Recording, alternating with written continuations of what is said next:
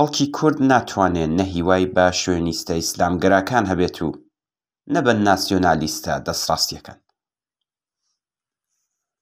ئەمڕۆ 14 مانگی مەی 2023 هەڵبژاردننی سەرتاسەری بۆ سەرۆک کۆماری و هەڵبژاردننی 600 ئەندامی مەجلیسی ملی تورکیا تەنیا ئۆرگانی یاسادانانی ئەو وڵاتە بەڕێوە دەچێت. ڕەجەب تەیب ئەردۆغان لە حیزبی داد و گەشەپێدان کە ڕێکخراوێکی ئیسلامی دەستە ڕاستیە و کەماڵ قلیچدار ئۆغڵو لە حیزبی کۆماری خوازی گەل ڕێکخراوێکی ناسیۆنالیستی دەستڕاستی، هەردووکیان کاندید و داوطەڵەبی سەرەکی ئەم هەڵبژاردنن. ئەم هەڵبژاردنە لە بارودۆخێکدا بەڕێوە دەچێت کە ئاک پارتی بەڕێبەرە دیکتاتۆرەکەیەوە، واتە ڕەجەب تەیب ئەردۆغان لە 20 ساڵی ڕابردوودا و بەتایبەت لەم 10 ساڵەی دواییدا بەرەو ڕووی شکستهێنانی گەلێک لە سیاسەتە نێوخۆیی و دەرەکیەکانی بۆتەوە و لە تمەیەکی قورسی لە ئێعتباری حیزب و حکوومەتەکەی داوە. یەکێک لە مەیدانەکانی شکستی کابینەی ئەردۆغان ناکاممانەوەی لە چارەسەرکردنی کێشەی خەڵکی کورد لە ڕێگای لەشکەرکێشی نظامی، زیندان و کردەوەی توندوتیژ ئامێزەوە بووە. ئاک پارتی لە ساڵی 2013 لە هەڵبژاردندا زۆرینەی پەرلەمانی دەستەبەر کرد.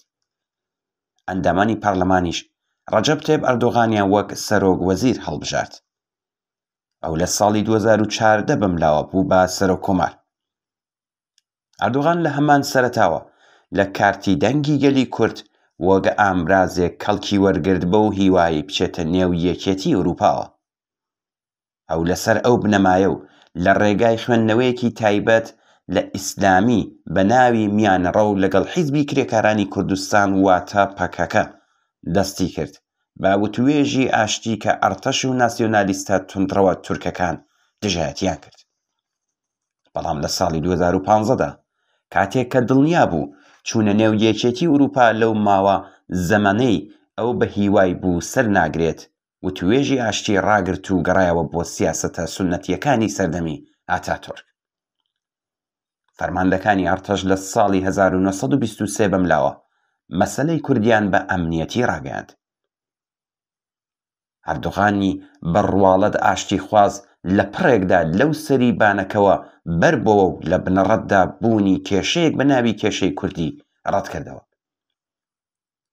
ئەرتەشی سەرتاپان ناسیۆنالیستی توندڕە و لەگەڵ ئیسلامیەکانی کۆبەوە لە حیزبی ئاک پارتیدا یاری مێشک و پشیلەی نێوان دمۆکراسی بورژوایی و ئەمنیەتی نەتەوەییان وەلانا و سەر لە نوێهێرشی سیاسی و نظامیان بۆ سەر پێکاکا و حیزبی دیموکراتیکی گەلان کە لە کوردستانی تورکیەدا خاوەنی نفوذ و پێگەی جەماوەریە دەست پێ کرد. ئەرتەش لەم دەورەیەدا و لە درێژەی هێرش و جنایەتە وەحشیانەکانی خاوەنی پشتیوانی تەرۆریستە ئیسلامیەکانە دەست بە خەڵکی کورد لە تورکیا، عێراق و سووریا. ئەم ئەرتەشە کە ئەندامی ڕێکخراوی ناتۆیە، هەندێک جار بە چراسەوزی ئیمپریالیزمی ئەمریکا و هەندێک جاریش بە چراسەوزی ئیمپریالیزمی رووسیا بە تایبەت لە کوردستانی سووریا دەستی داوەتە ئەنجامدانی جنایەتی وەحشەتناک و نامرۆڤانە. نێوزراوی ئەرتەش بۆتە خاڵێکی لاواز بۆ ئاک پارتی و کابینەکەی ئەردۆغان لە هەڵبژاردننی ئەم دواییەدا. کابینە و شەخسی ئەردۆغان بە تایبەت لە 10 ساڵی ڕابردوودا گەلێک شکستی ئیستراتیژیکیان لە سیاسەتی نێوخۆیی و دەرەوەدا ئەزموون کردووە.